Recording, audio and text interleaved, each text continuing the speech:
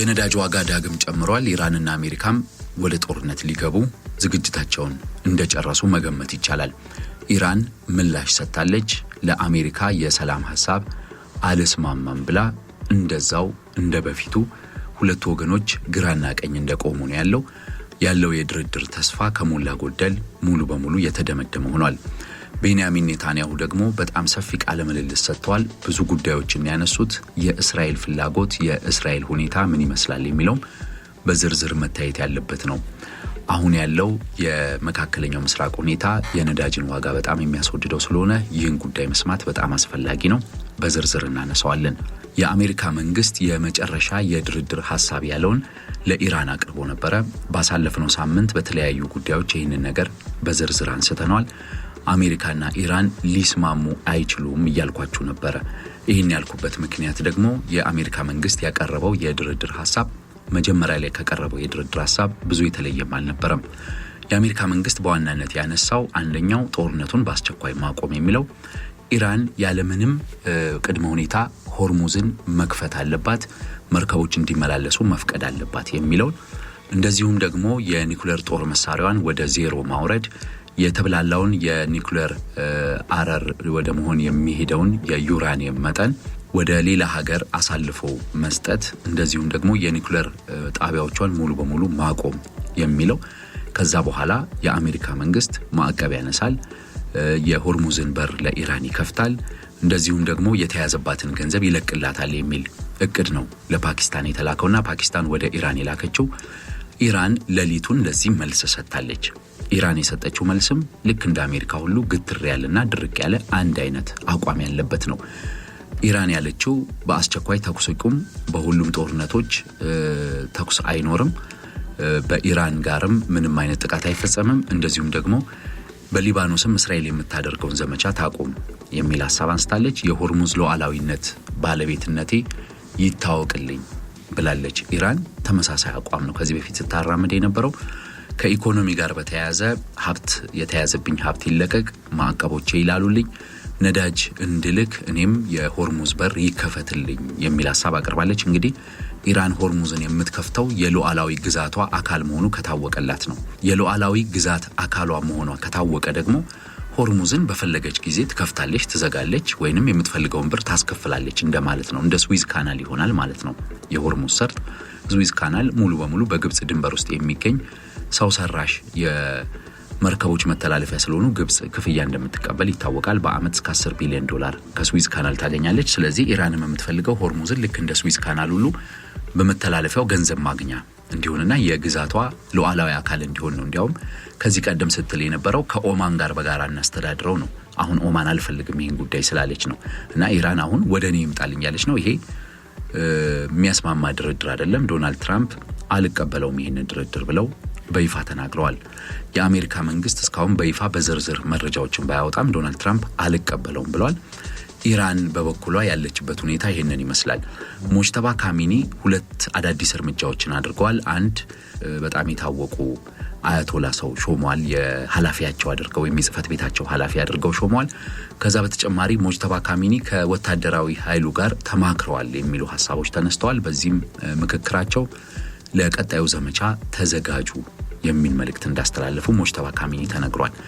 ከዛም በተጨማሪ የኢራን ወታደሮች ደግሞ በጣም ለየት ያለና እስካሁን አድርገነው ያልነበረው አይነት ጥቃት ልንሰነዝር ተዘጋጅተናል የሚል መልእክት ለአሜሪካ ልከዋልና ወደ ጦርነቱ የመግባቱ አዝማሚያ የሚታይ ይሆናል። ፓኪስታን እንግዲህ የለፋች ያለችው ነገር ብዙ ፍሬ ያፈራ አይመስልም። ጦርነቱ ቀጣይ እንደሚሆን ከሞላ ጎደል ጥርጥር የለውም። ወይ ዘመቻዎች ይኖራሉ። ይህንን ደግሞ የሚያረጋግጠው የቤንያሚን ኔታንያሁ ሰፋ ያለ ቃለ ምልልስ ነው።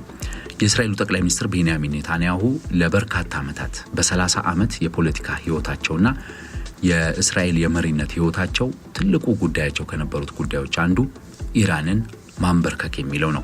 እስራኤል በአካባቢው ያላትን የበላይነት ለማረጋገጥ ተገዳዳሪ ተደርጋ የምትታየው ዋነኛዋ ኢራን በመሆኗ ኢራንን ማንበርከክ፣ የኢራንን የኒኩሌር አቅም ማሽመድመድ የሚለው ዋነኛ ዓላማዋ ነው። በዚህም የተነሳ የእስራኤሉ ጠቅላይ ሚኒስትር ቤንያሚን ኔታንያሁ በሰጡት መግለጫ አንድ ያነሱት ትልቅ ነገር አለ። ጦርነቱ እንደማይቀር የሚያረጋግጥ እሳቸው ያሉት ምንድነው? በኢራን የሚቀሩ ስራዎች አሉ። ከኒኩሌር ጋር በተያያዘ ያልወደሙ ቦታዎች አሉ። በጣም መሰራት ያለባቸው ስራዎች አሉ። ስለዚህ ኢራንን መደብደባችን አይቀርም። ከዶናልድ ትራምፕ ጋር በዚህ ጉዳይ ላይ የጋራ አቋም ነው ያለን፣ ተስማምተናል። እንደውም የኢራን የኒኩሌር መርሃ ግብርን ለመግታት የአሜሪካና የእስራኤል ጦር ኃይል ወደ ኢራን መሬት ዘልቆ ገብቶ የተከማቸውን 450 ኪሎ ግራም የሚገመተውን 60% የተብላላ ዩራኒየም ለመውሰድ በቂ ዝግጅት አለን፣ በቂ አቅም አለን የሚል አንድምታ ያለው መልእክት አስተላልፈዋል። ይሄ ለጦርነቱ አዲስ እቅድ መኖሩን የሚያሳይ ነው። ከዚህ በፊትም አንዳንድ መረጃዎችን እየተመለከትኩኝ ነበረ። እስራኤል ምን ኢላማዎች እንደሚመቱ አጥንታ ጨርሳለች። የምትጠብቀው የድርድሩን ሁኔታ ብቻ ነው ተብሏል። ስለዚህ ድርድሩ ከሞላ ጎደል ምንም መቀራረብ የሌለበት ሆኖ በመታየቱ ዳግም ጦርነቱ መነሳቱ የሚቀር አይመስልም። እናም ቤንያሚን ኔታንያሁ ያሉት አንድ ለዘመቻ በቂ ዝግጅት መደረጉን፣ ኢራን አሁንም ያልተመታና ሊመታ የሚገባ ነገሮች አሏት ብለው እንደሚያምኑ ያሳዩበት በመሆኑ ቀጣይ ጦርነት እንደሚኖር ያስፈራል ማለት ነው። በሁለተኛ ደረጃ ቤንያሚን ኔታንያሁ ያነሱት ስለ ቻይና ነው። ቻይና ለኢራን የጦር መሳሪያ ድጋፍ እያደረገች ነው ወይ ተብሎ ለቀረበላቸው ጥያቄ ቤንያሚን ኔታንያሁ የመለሱት ስለ ጦር መሳሪያ ድጋፍ ሳይሆን ቻይና ለኢራን የሚሳኤል ፕሮግራሞችና የተወንጫፊዎች ግብአት የሚሆኑ ነገሮችን እያቀረበች መሆኑን እናውቃለን ብለዋል። በዝርዝር ግን አልናገርም፣ መረጃ አለኝ፣ አንደበቴ ግን ሁልጊዜ መናገር የለበትም፣ ዝምታም ጊዜ ያለው ብለዋል።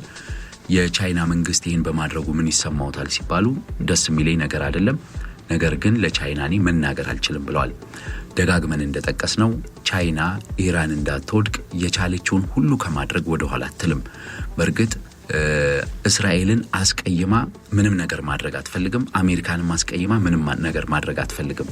ቢሆንም ግን ቻይና ለኢራን አለመንበርከክና በተለይ የኢራን መንግስት አሁን ያለው በስልጣን ላይ እንዲቀጥልና በየዕለቱ ከ10 ሚሊዮን ዶላር በላይ እና በአመት በቢሊዮን ዶላሮች የምታተርፍበትን በርካሽ ነዳጅ የምታገኝበትን የኢራን የመንግስት ቁመና እንዳይናጋ ቻይና ማታደርገው ነገር እንደማይኖር ይጠበቃል።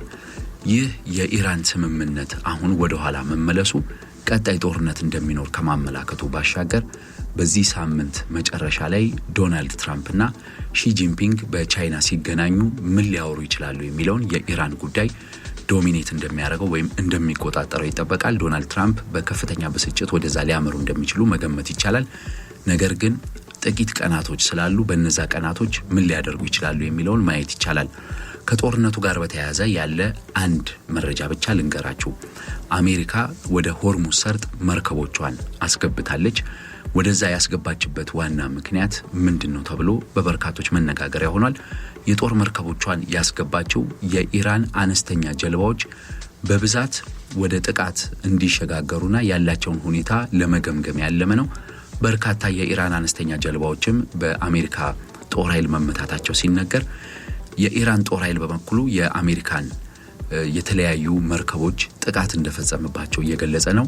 ጦርነቱ በሙሉ ኃይል ሲመለስ ወዴት ያመራል የሚለው በጣም አሳሳቢ ነው። ነዳጅ $3 ጨምሯል በበርሜል። በዚህ ስምምነት መፋለስ የተነሳ ስምምነቱ ተስፋ አለው ወይ ቢባል ከሞላ ጎደል ተስፋ የለውም። ሁለቱም ሀገራት ግትር አቋም ላይ ያልተቀራረበ የተራራቀ አቋም ላይ ነው ያሉት። ፓኪስታንም ይህንን አቋም ለማቀራረብ ምንም እድል የላትም። ቻይና ጉዳይ ውስጥ ሙሉ በሙሉ እንደገባችበት የኢራን አቋም በግልጽ የሚናገር ነው። ቻይናና አሜሪካ ምን ይወስናሉ የሚለው በዚህ ሳምንት የምንከታተለው ጉዳይ ነው የሚሆነው።